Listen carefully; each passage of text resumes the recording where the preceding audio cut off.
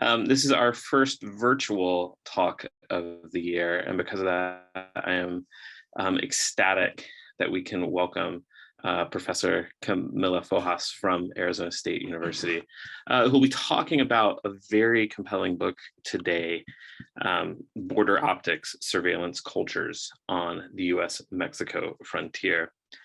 The US-Mexico border zone is one of the most visualized and imagined spaces in the United States, not just for the mythology of the Southwest as the cornerstone of US identity, but as a place under continual crisis, permanent visibility, and territorial defense. Fojas argues that the border is both a laboratory and an archive that indexes an optical regime and a way of seeing drawn from maps, geographical surveys, military strategic plans, illustrations, photographs, postcards, novels, film, and television, all of which combine fascination with the region with the visual codes of surveillance and survey. She explores several related cultural media and apparatuses that have shaped the dominant way of seeing informed by the history of the region. And just to give you an introduction of our speaker today, Dr. Camilla Fojas is the foundation professor and director of the School of Social Transformation at Arizona State University. Her research explores mediated cultures of the Americas and the Pacific through the axes of empire, security, and race within the context of the expanding borders of the United States. Her most recent books include Zombies, Migrants, and Queers, Race and Crisis Capitalism and Pop Culture, and Border Optics, which of course will be discussed today. We are incredibly lucky to have Professor Fojas with us today, and so I'll turn it over to her. Thank you very much. Thank you so much for the invitation and the opportunity to talk about this work, and also for the very kind introduction. In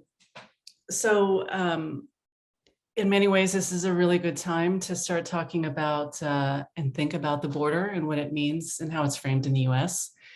As you know, the media right now is totally replete with images of the border being flooded, the border in crisis, and so on.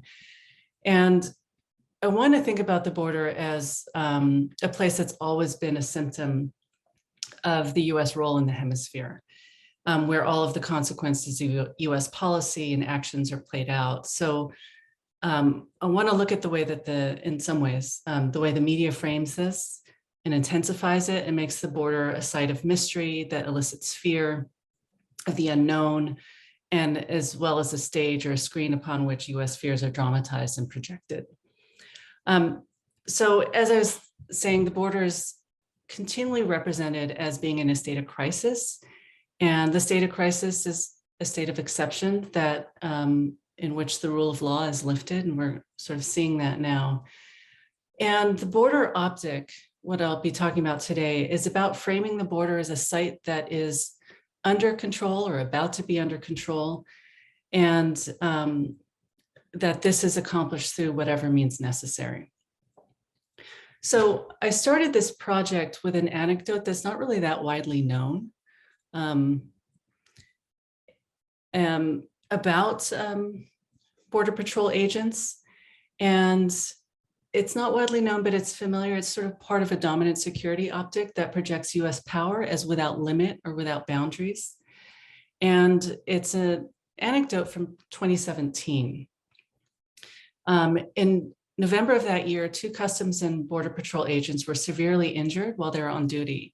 And Martinez here succumbed to his injuries, which included a massive head injury. And his partner, Stephen Garland, also suffered a head injury, but he cannot remember what happened.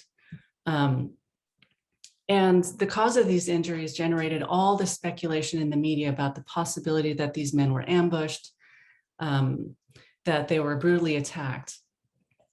And the mystery is enhanced by the space in which it occurred in the border. The borderlands in both US and Mexican media, from the earliest cinematic images to today, is a place of conflict, a place that's unknown.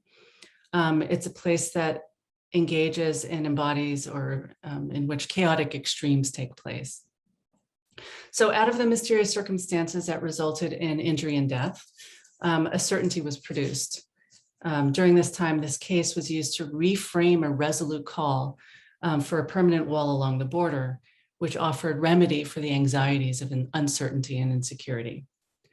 However, by February of 2018, the FBI investigators found that these deaths were actually just the result of an accident.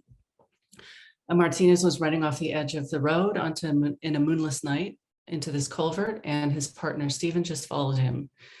But the story and stories like this continue to be used to elicit anxiety about the border as opaque and mysterious, in need of ever more surveillance, more transparency, and more control. So the book from which I draw this talk is about border optics as a kind of visual archive, as Brian was just saying. It's about the border as a place where there's a kind of optical infrastructure that comprise all of the technologies of what I'm calling border valence or border surveillance, charged by the force of imperial affect. And I'm happy to be able to talk about this because I can show you images and things that I was thinking about as I was gathering all this material together that didn't make it into the book. So when I say optics, the optics of the border have various interwoven layers of meanings and modes, from the imaginary to the material, from popular mediations of the borderlands that date back to the 19th century, border security and immigration policies, to the security infrastructure at the border, or what Lisa Parks calls the stuff you can kick, stuff that nonetheless harbors its own symbolic tributaries of meaning. So border valence marks the integration of these structures of signification and material affects or effects. It also has an affective structure. It's a way of seeing and surveying freighted with national security concerns and colonial histories, in which seeing is sorting and migrants are visually apprehended as a prelude to arrest and detention.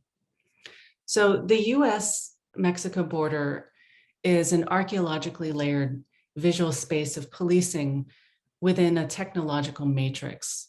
And you can see all of that here. And it's one that's seen from watchtowers, camera-mounted vehicles, helicopters, surveillance balloons, tethered aerostat radar systems or TARS, drones or UAVs, live streaming websites, ground level tracking, and one that's visualized across various cultural forms and genres of media, from newsreel reenactments, the border skirmishes during the Mexican Revolution, painting, photography, border film and television, social media, border security technologies, borderland maps, architectural models, homeland security strategic plans, congressional reports, and news media.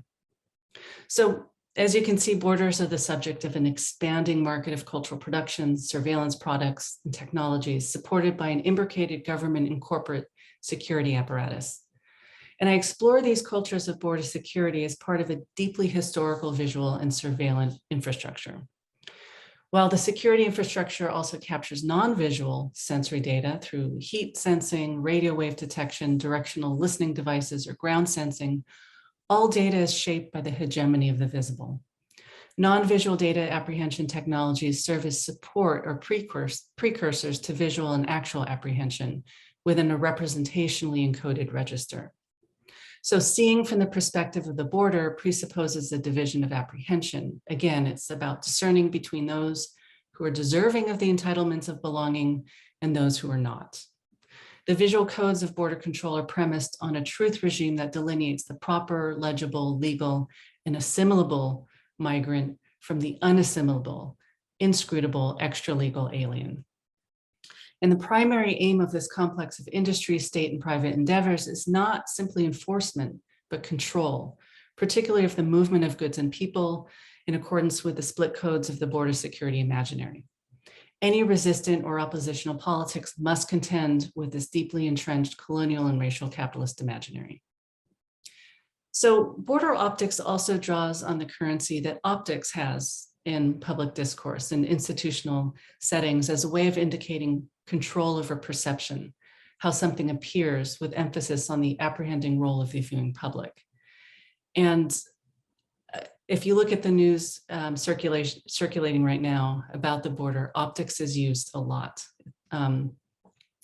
So along US borders, optics means managing sort of the visuals of border security.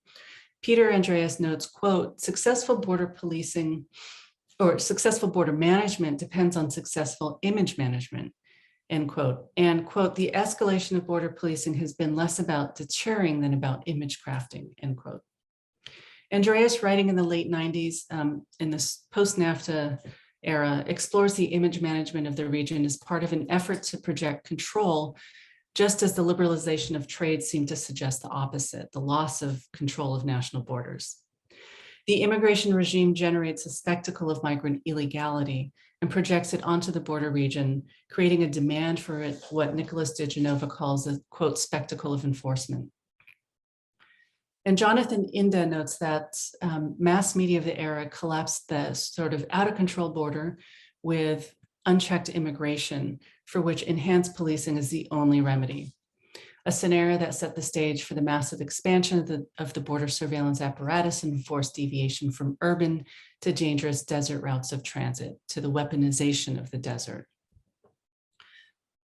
So this inaugurated an unprecedented era of migrant death by the weaponized borderlands, a region that Jason De Leon excavates as the land of open graves, a sinister permutation of the meaning of open as it relates to the post-NAFTA borderlands.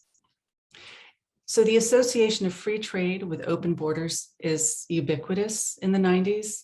It's prevalent across a number of popular film and TV media.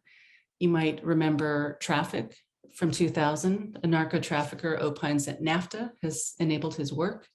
A similar line of reasoning circulates in A Man Apart from 2003. The short-lived TV series that I'm sure no one has seen, Kingpin from NBC 2003. And all of these media convey targets of border policing, migrants and drug traffickers, while associating the increase in trafficking, contraband, and migrant mobility with porous borders. Andreas notes that border policing in the late 90s is more often a performance for public consumption. He notes that the image of the border glosses the policy contradictions that arise with free trade. Quote, the simultaneous creation of a borderless economy and a barricaded border may seem paradoxical and has certainly created some awkward policy tensions and dilemmas. Yet, as I have stressed, part of the political project of turning the border into a more expansive economic bridge has also involved making it at least appear to be a more formidable police barrier, end quote. The border drama and its optical display and infrastructure in a post 9/11 world is concerned with the appearance of a, quote, security environment framed by surveillance technologies that extract profit from migrant circulation while anticipating future threats. This requires engaging different objectives. One's oriented towards threats unknown, not simply migrants and drugs, but the surprise attack, the caravan, the sanctuary movement, and other forms of unpredictable migrant mobility, resistance, and insurrection. I don't know how many articles I've seen that have the title, Why Now? Why Are Haitians at the Border? And it's this kind of surprise occurrence that creates the sentiment. So by 1993, US immigration policies shifted towards controlling unwanted immigration with the Prevention Through Deterrence Program, or Operation Blockade, in El Paso, that coincided with a rise in public concern over the social burden of undocumented migration and fears about migrants as a criminal class. This public sentiment crescendos in 2006, the year that marks the culmination of policies linking immigration to criminality, what legal scholar Juliet Stumpf calls crimmigration, drawing from a 2006 Washington Post article that describes immigration detention camps as crimmigration camps, where undocumented migrants are incarcerated without due process and treated as criminals. She notes the splitting of this political imaginary in a manner that reflects the discriminatory practices of social sorting. Quote, the changes in the law fed a powerful vision of the immigrant as a scofflaw and a criminal that began to dominate the competing image of the benign, hardworking embodiment of the American dream, an image that circulated in the 1980s under Reagan. This image of the migrant shadowed by criminality and suspicion inflects subsequent mediation across cultural productions and security regimes and ultimately becomes the basis of a hegemonic border optic.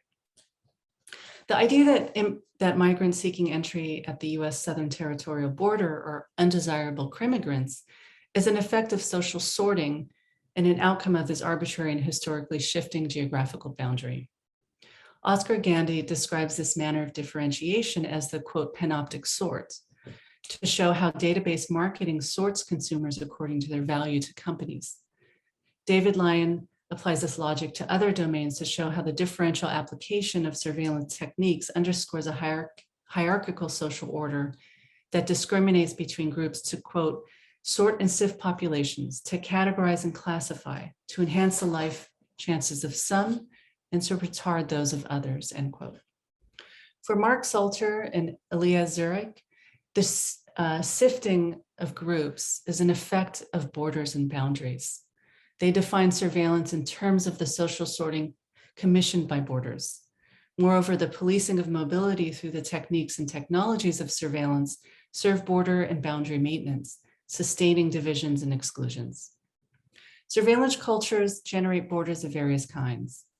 By the same token, surveillance techniques might undo or unsettle borders, move and rearrange them, shift their meanings and reorganize power relations, thereby enabling revisions to the border optic to prefigure a debordered or decolonial future. In this way, the border is a way of seeing an a quote, epistemic angle that for Sandro Mazzadra and Brett Nielsen is also a method or a manner of object, an object of research, a site of transformation of political power and sovereignty along the axes and flows of capital and labor migration. So another tributary of the meaning of optics distributes the capacity for visual apprehension to other animacies and mediums, from animals to machines. The optics of the camera or the mediations and enhancements of the visual rendered by various data capture technologies, from camera-mounted drones or UAVs, night vision scopes, to automatic facial iris gates and fingerprint recognition, point to the separation and enhancement of vision from human capacities and limitations. It's also the optics of underground and undersea fiber optic cabling, particularly in the proposal that such technologies substitute physical barriers along the border, enabling the widening of the technical net of apprehension. The border optic refers to the expanded vision of the border as a consequence of the interface of militarism, technology, and the media archive of the region, all of which work inextricably together. The border is both laboratory and archive, indexing an optical regime and a way of seeing drawn from maps and a number of other things, surveys, strategic plans, paintings, illustrations, photographs, etc., that combine codes of surveillance with survey of the land. So optics signals a complete visual apparatus, from recording and representation to the infrastructure and institutions that support the visual regime. For Kittler, optical media is a systematic integration of storage, transmission, and processing that finds a perfect instantiation in the computer. The computer supersedes all previous media forms, accedes to autonomy, and marks the final rupture from the technological dependency on the human body.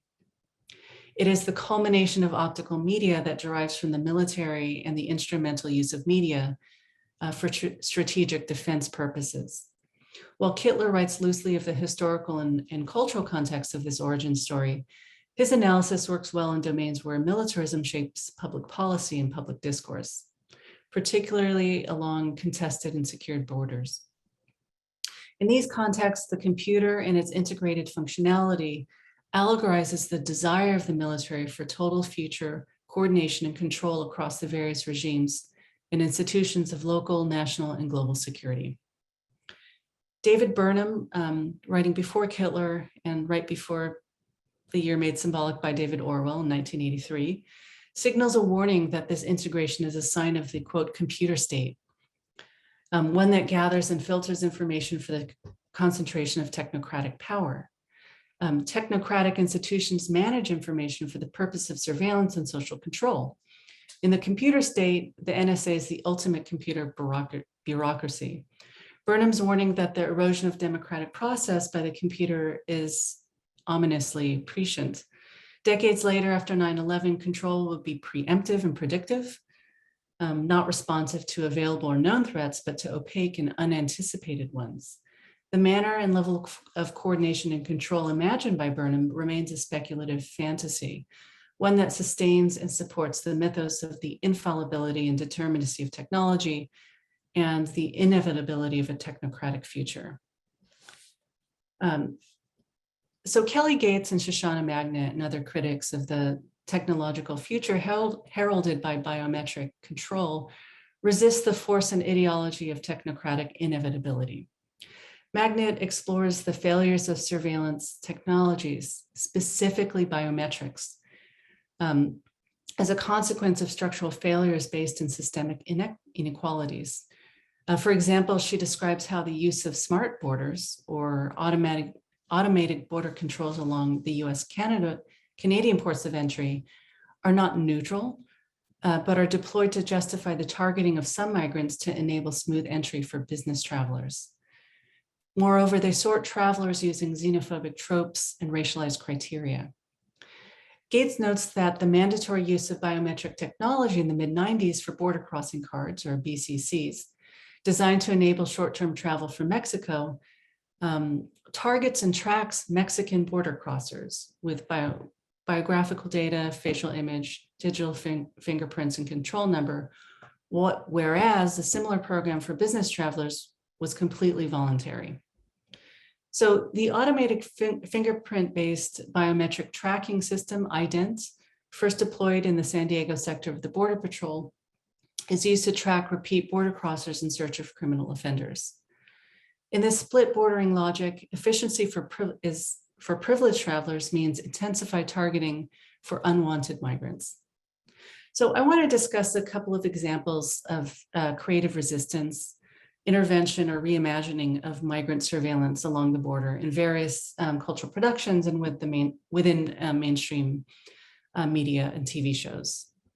So within this visual security regime and story of Border Patrol efficiency, there are numerous examples of creative resistance, intervention, reimagining of migrant surveillance, and enacting counter-surveillance along the border with various ways that migrants redeploy the weaponized border environment to their advantage.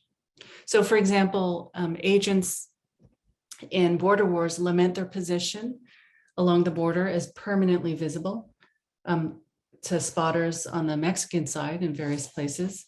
Migrants and traffickers leverage their higher ground to keep watch on the agents as they patrol the city, in El Paso, and in doing so, they reverse the surveillance gaze.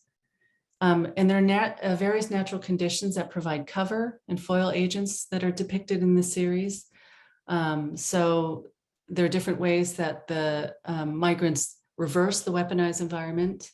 So for example, they use the open desert strategically to disperse in all directions. They use the moon to illuminate otherwise dark paths. They camouflage or use rocks to camouflage their contraband, or gain entry through expertly engineered tunnel systems or submarine vessels. So migrants challenge and defy the rigidity of the border through the use of unbounded airspace as well. So they use really small ultralight aircraft, or UALs, to drop bundles of contraband across the border, spending only moments across the border before going back. The pilot of the UAL in one episode, for example, uses the light of the moon to their advantage to spot agents on the ground and evade them. To move to another form of media, in this film, Sleep Dealer, Alex Rivera describes the future or portrays it in this film as one of closed borders.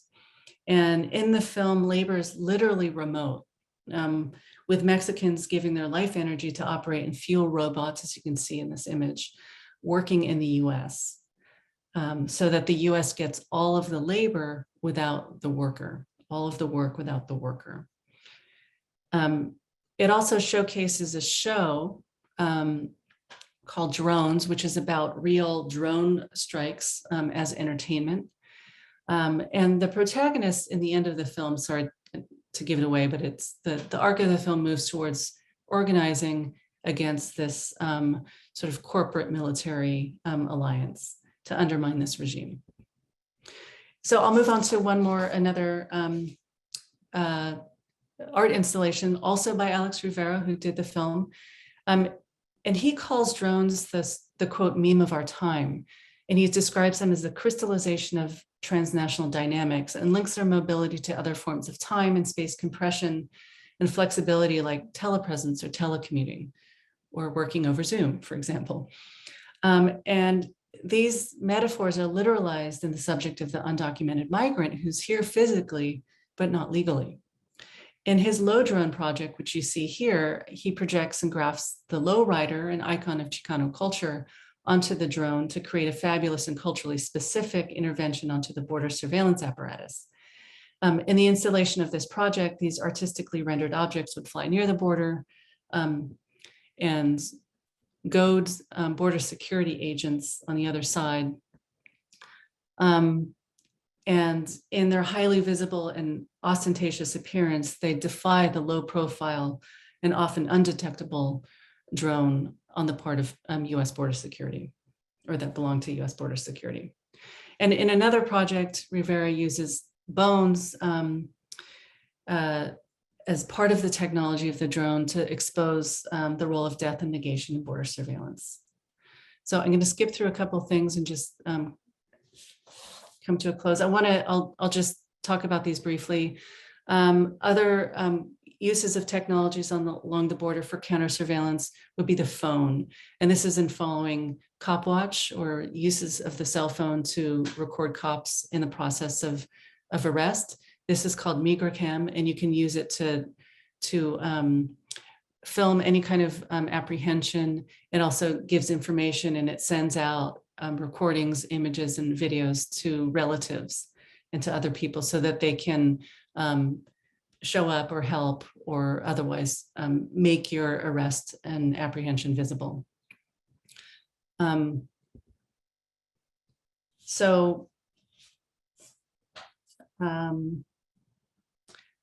show you a couple other things. So this is also, it kind of precedes the migracam precedes this app, which was an installation by called the Transborder Immigrant Tool, which was a proposed app that would actually help migrants through the desert to find water while delivering poetry to the user. And this app would confound the system of political control, the Transborder Immigrant Tool. And here's some information about that. So just to close, the amassing of information and coordination of efforts on the ground, the use of all of these different counter surveillance techniques and technologies underscores the political potential of migrant organizing and direct action mass movements. So to end, I'm going to turn to an example that's part of US pop culture. Born in East LA, the film ends dramatically with migrants moving, trying to make it to the US, and then at the end moving en masse across the border. And you see the main character kind of messianically calling them forth. And the migrants descend the hill and traverse the border into the US, and in a sense offers through comedy a kind of vital drama of mass movement of global proportions. It's prescient, if not a kind of exhortation of the politics of visibility of migrant caravans or migrant mass movement. It reminds us that imagined futures are not limited to genres of speculative fictions like Sleep Dealer. The caravan or the mass movement is a metaphor and a literal event of political mobilization, one that resists and displaces the abiding metaphor of the wall. Metaphors accomplish powerful rhetorical work that simplify and accrete complicated realities under a single overdetermined signifier. And Dick Hebdige, writing of the, quote, virtual power of figurative language, describes how metaphors work as, quote, time bombs or viruses or seeds or sleepers, which, if activated and disseminated, sown or woken up at the right time, will blow up, catch on, take root, or spring into action sometime in the future, sometime after the moment of their enunciation. So the caravan, a highly visible mobile force, could be such a metaphor, capable of circulating public discourse as a potent sign of political mobilization, visibility, and solidarity. Thank you.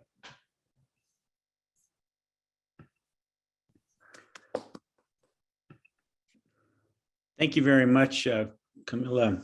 My apologies for coming in late. I actually tried to come in early, but I had all sorts of problems with my connection this morning.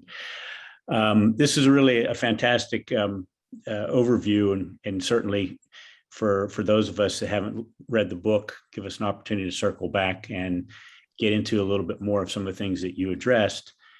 I would like to offer an opportunity now. We have some time for folks in the audience to ask some questions. And also you can direct them to chat either way. But if you have a question, just raise your hand.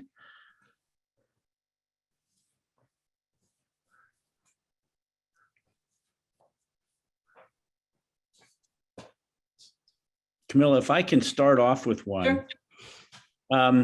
One of the things that you mentioned in terms of the creative resistance was some of the things like submarines and airplanes and doing contraband drops. Those are typically framed in the US anyway as sort of the sophisticated attempts by narco traffickers and so forth. Do you have a sense that some of these things are also being used in ways that are specifically for migrant groups that are not associated with sort of the tunnel of El Chapo, for instance, instead the tunnel for groups that are trying to get in that are migrant workers, or even maybe using it in terms of back and forth migration? Yeah, I think the kind of really coordinated efforts, the engineering that a tunnel requires is something that is initiated by traffickers or a more organized group. And it's not so much part of this kind of political process, but it does unsettle the border as a secure zone. So it in some ways, it's unsettling US power, or the idea that the US has complete control over the border. And I think that's always the tension at the border, at least the way that it's depicted, is that the US has total control. And then you have someone like El Chapo who's capable of designing these and engineering these tunnels and evading capture. And it's a kind of part of the reason why people think of him as something of a hero, not only because of the money that he gives to communities, but also because it's a resistance to US power. And that might be untheorized and unpolitical, but it's just this kind of moment of resistance that I think people latch onto. Yeah, and he certainly in some sectors has become, despite sort of the brutality behind most of his deeds, become sort of this Robin Hood-ish type figure, and elevated in song and story. Yeah, that's true. Other questions, comments?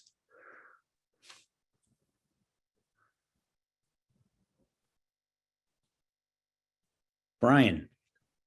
Sure, thanks. I'm curious if you could speak a little bit about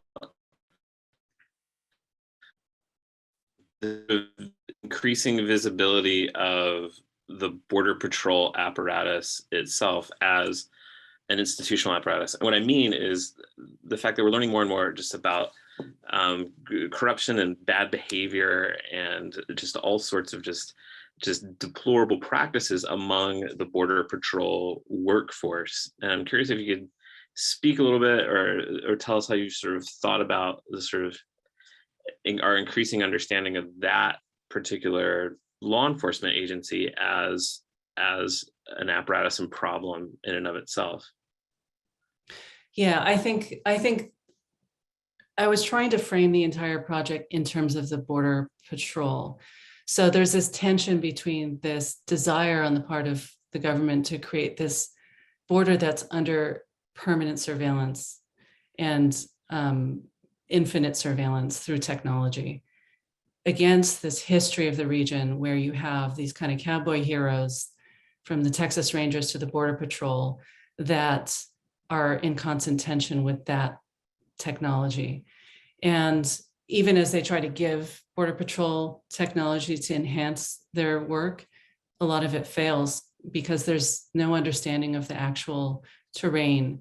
And so I think there's the use of this kind of cowboy mythology that in some ways, and I hate to use this word, it trumps the technology because the visual of the borderlands is one that's controlled by this really one in which it's controlled by a kind of early Western mythology around the cowboy, around the Border Patrol agent as that kind of human agent along the border. And so you see images of, these border patrolmen on horseback, and these are old technologies that I think gain the most visual recognition. They have the most visual power. People are not saying, oh, look at this surveillance tower, we've got it under control. The vision and image of power is the Border Patrol agent. So when Governor Abbott says he's going to secure the border, he sends in troops. And it's the manpower that visualizes security. And then when you see Border Patrol acting poorly, they're on horseback and they're using, quote, lassos. And it's this idea that that it's the power of the Western mythos, I think, that prevails in the region.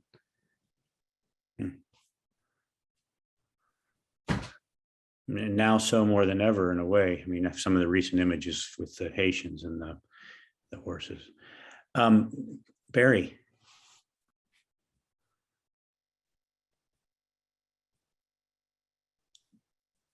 You're on mute. Okay, there we go. Great. All right, thank you. Yeah, I very much enjoyed the presentation, Camilla. That was really interesting. I have a fair amount of direct experience with the far West Texas border that you mentioned, and the imaginary that circulates in places like far West Texas and circulates throughout the entire state of Texas. In fact, throughout much of America, as told through Western movies and the cowboy is hero. But I was wondering if you were aware of a project that's underway in far West Texas that transcends the border between Texas and Mexico. And it's the world's largest international dark sky reserve. And what has happened is the McDonald Observatory in far West Texas, also working with the national parks on both sides of the border, are in the process of putting together a petition to have all that area set aside as a dark sky reserve. And we're not talking about anything small. We're talking about 18,000 square miles, which is larger than Connecticut, Vermont, and New Hampshire together. And so anyway, but I think it's an interesting way to reimagine the border as an ecological space that is outside or protected from these incursions of the Border Patrol surveillance apparatus. I mean, that the apparatus is there. I've seen all the surveillance balloons and things like that. But anyway, I was just wondering if you're aware of that and if you think it has any potential for people to rethink how we can imagine the border in a more sane manner. Absolutely. I think, and that I heard about that, and that replaces this idea that has been circulating in some of these natural areas and national parks where there are clear divisions between the national parks. You get to a certain point in the park, and you can't cross it because it belongs to Mexico or the other way around. And that there's this overlay of surveillance technologies that's for wildlife preservation that tends to be in some ways thought of in a way that coincides with the surveillance technologies that control mobility for migrants. And so this is a way to reimagine that space entirely, especially if they design it so that it is completely open, so that the language around it is the language of coordination, cooperation, and not where it's sort of US scientists leading the way or something like that. So I do think it has the potential to be imagined as this liberatory space, because so many architects and so many people have tried to think about that. And then as they think about it, you have the Sierra Club and other people coming in that say, actually, this region is a natural resource and a preserve of all of this life that security is trampling on, and people inculpate migrants for trampling on it. It's a sort of like pristine desert.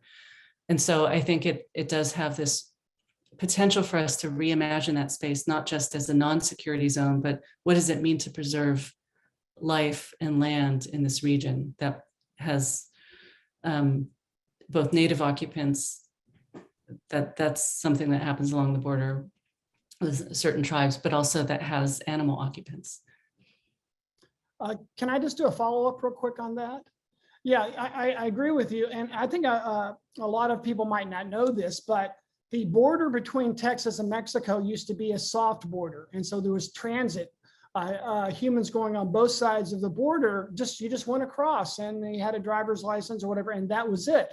And so the Border Patrol stops in Texas are not at the border. They're actually 60 miles up in far west Texas. So if you want to go to the Big Bend National Park, which is UNESCO's declared one of the world's great biopreserves. I mean, it is literally species found there that are nowhere else, and it's one of the most diverse. The Chihuahuan Desert, which goes in from Texas into Mexico, is one of the most diverse ecosystems on the planet. It's really just an amazing place. But to get to those, you have to pass through a border patrol, a border checkpoint. And sometimes they're very friendly and let you through. Other times they want to search your car. And they're just looking for reasons, and they'll try to ask you trick questions and all kinds of things like that. And then if you're actually down in Big Bend National Park and you want to go across the border to Boquillas, which is a small town, they have a checkpoint there where you dial a number and you show your passport, and that goes to the Border Patrol in El Paso, and they will say, okay, you can go, but you have to come back by 5 o'clock, or something like that. Anyway, so the checkpoints, I just want to let people know that the checkpoints are not at the border purely. Out there, they're 60 miles inward. And if you go across, if you just want to go anywhere near the border, you will go through a checkpoint, and it can be an aggressive situation. And I've seen it, and I've personally experienced it, being yanked out of my car and having my car searched and stuff like that. And I mean, get out of your car, we're going to search it. So these things happen. And of course, I'm not saying that's the worst thing in the world. We've all seen what's happening at the border there, but this checkpoint border thing is now reaching well into the interior of the state of Texas. And I'm sure it's also in Arizona and California as well. Yeah, it's what the ACLU calls a 100-mile constitution-free zone, because within 100 miles of the border, you can have checkpoints of that nature. Yeah, that's right.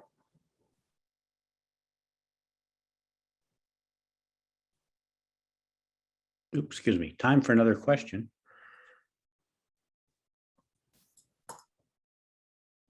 I'll just add very quickly that along the lines of some things Barry was discussing, it's interesting to see in particular, and Camilla, you may be more tuned in on this given where you live right now, that there's a growing jaguar population that's starting to crisscross between Mexico and the US. And the whole conversation about the wall via Trump, really sort of got into, this iconic animal, but also that idea of a fluid zone that, these species don't know what a border is, and they've been there for millennia. And in the case of a jaguar, a species that was historically within New Mexico, Texas, and Arizona, and now there seems to be a population that's rebuilding. And so it becomes this sort of tool for discussing the border in ways that I think maybe are different from, what Brownsville and these more sort of populated zones, where these sort of desert areas, which are have their own, I guess, mystique, but maybe are going to start playing more and more into the conversation about the way in which the border is handled. And I don't know to what extent you've seen a rise in that, Camilla. Yeah, I think there's some ways that inadvertently migrants are inculpated for the security apparatus that hinders the free flow of animals across the border in their natural, habitat.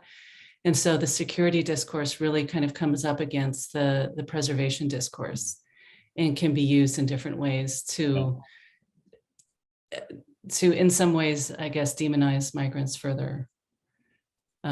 Or sometimes the animals are looked at as sort of a form of migrant, but it can be used to describe how limiting migration is actually inhumane.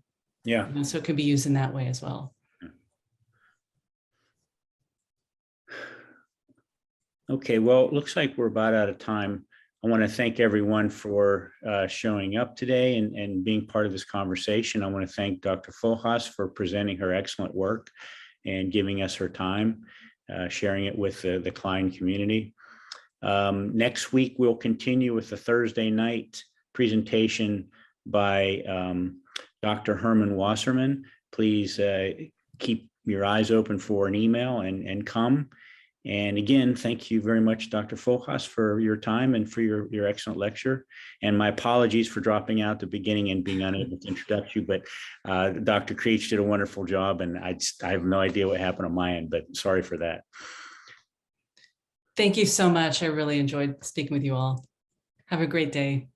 Thank you. Take care. Thanks, everyone. Bye.